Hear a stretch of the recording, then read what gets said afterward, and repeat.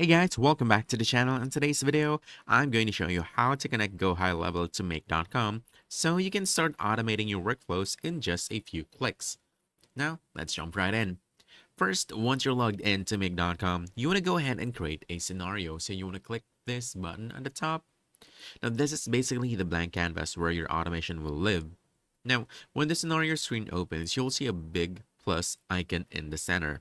So you want to click that to add your very first module. Then from here, you want to search for Go High Level. So type that in.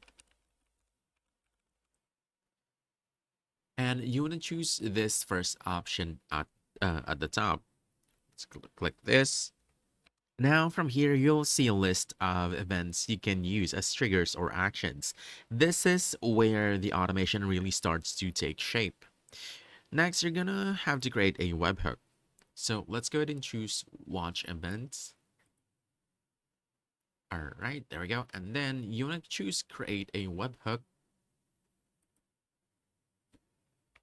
From here, all you have to do is just follow the prompts, and once that's done, just go ahead and click Create Connection.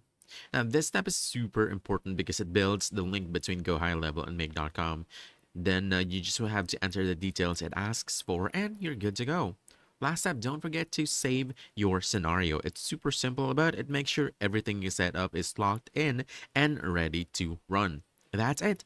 You've successfully connected GoHighLevel to Make.com and unlocked a whole new world of automation possibilities. So, if you found this helpful, don't forget to hit that like button, subscribe for more quick guides, and I'll see you in the next one. Thanks.